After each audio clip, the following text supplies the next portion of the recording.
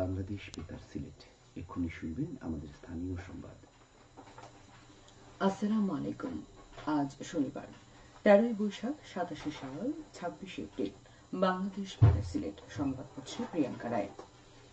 হযরত শাহজালাল রহমতুল্লাহি আলাইহির ওরসকে সামনে রেখে সিলেটে গতকাল অনুষ্ঠিত হয়েছে লাকড়ি তোড়া উৎসব। উৎসবে অংশ নেন হাজারো ভক্ত। প্রচুর সংখ্যক ভক্ত অনুরাগী ভক্তিমূলক গান ও বাদ্যযন্ত্রের সুরে মুখরিত করে তোলেন মাজার প্রাঙ্গণ থেকে লাকড়ি সংগ্রহের টিলা পর্যন্ত। ঐতিহ্য অনুযায়ী ওরসের 3 সপ্তাহ আগে লাকড়ি সংগ্রহ করা হয়, যা লাকড়ি তোড়া নামে পরিচিত। উৎসবটি কেবল এক আধ্যাত্মিক স্মরণ নয়, এটি একটি ঐতিহাসিক দিনও। জানা যায় প্রায় 700 বছর আগে ঠিক 26 শাওয়াল দিনে হযরত শাহজালাল রহমতুল্লাহি আলাইহি তার 360 জন আউলিয়া সহ সিলেটে পদার্পণ করেন এবং হিন্দু শাসক গৌর গোবিন্দকে পরাজিত করে ইসলামের বিজয় ঘটান।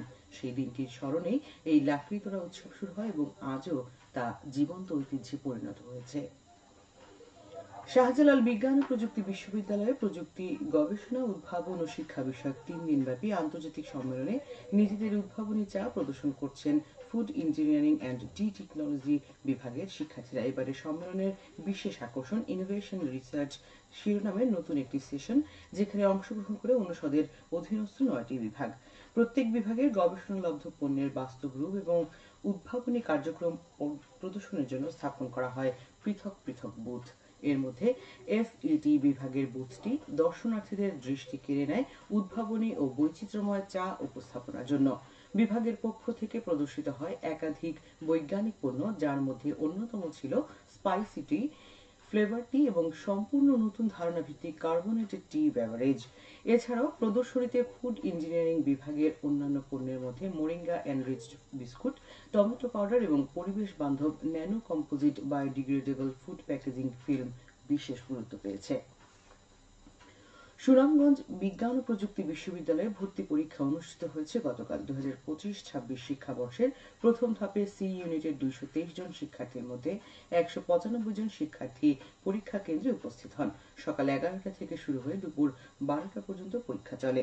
এ সময় পরীক্ষার হল পরিদর্শন করেন বিশ্ববিদ্যালয়ের উপাচার্য অধ্যাপক ডক্টর মোহাম্মদ নিজামুদ্দিন। আগামী 2রা মে দ্বিতীয় ধাপে অনুষ্ঠিত হবে বি ইউনিটের পরীক্ষা। এতে 922 জন শিক্ষার্থী অংশ নেবেন। তৃতীয় ধাপে এ ইউনিটের গুচ্ছ ভর্তি পরীক্ষা অনুষ্ঠিত হবে 9 মে।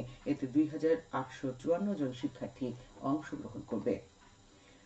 নৃত্যাচার্য নীলেশ্বর মুখার্জি 137তম জন্মবার্ষিকী উপলক্ষে শ্রদ্ধাঞ্জলি আলোচনা সভা ও মরণোত্তর সম্মাননা প্রদান করা হয়েছে গতকাল মৌলভীবাজারের কমলগঞ্জে।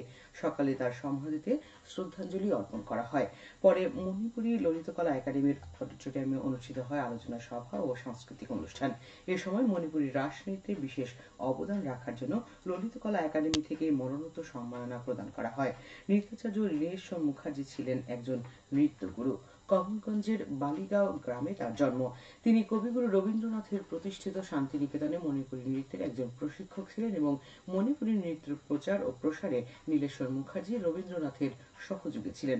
ভারতের সাবেক প্রয়াত প্রধানমন্ত্রী ইন্দিরা গান্ধী তার ছাত্রী ছিলেন। অনুষ্ঠানে একাডেমির প্রশিক্ষক, শিক্ষার্থী, অভিভাবক, সাংবাদিক সহ বিশিষ্ট ব্যক্তিরা উপস্থিত ছিলেন। মণিপুরী ললিতকলা একাডেমি এর আয়োজন করে। হবিগঞ্জ শহরের টাউন মডেল পুকুর খনন বর্জ্য অপসারণের কাজ অবশেষে শুরু করেছে হবিগঞ্জ পৌরসভা।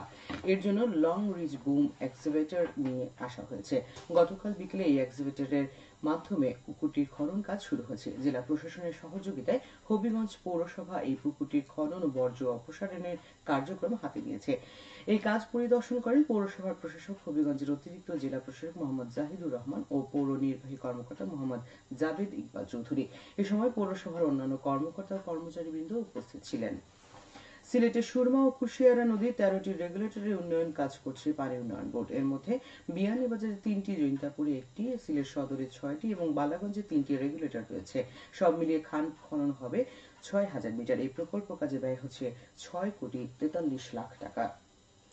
মৌলভীবাজারের রাজনগর উপজেলার তারাপাশা স্কুল অ্যান্ড কলেজের প্রশাসনিক ও একাডেমিক ভবনের নির্মাণ কাজ এগিয়ে চলছে।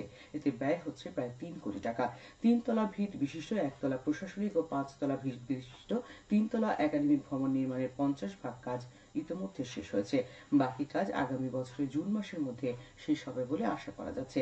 শিক্ষা প্রকৌশল অধিদপ্তর এটি বাস্তবায়ন করছে। সবশেষে আবহাওয়া। আজ বেলা 1টা পর্যন্ত পূর্বাভাসে বলা হয়েছে সিলেট সহ পার্শ্ববর্তী এলাকার জন্য কোনো সতর্কবাণী নেই এবং কোনো সংকেত দেখাতে হবে না। আজ সিলেটে সূর্যোদয় হচ্ছে 5টা 20 এবং সূর্য অস্ত যাবে সন্ধ্যে 6টা 10। সংবাদ শেষ হলো। আমাদের পরবর্তী স্থানীয় সংবাদ প্রচারিত হবে দুপুর 1টা 5।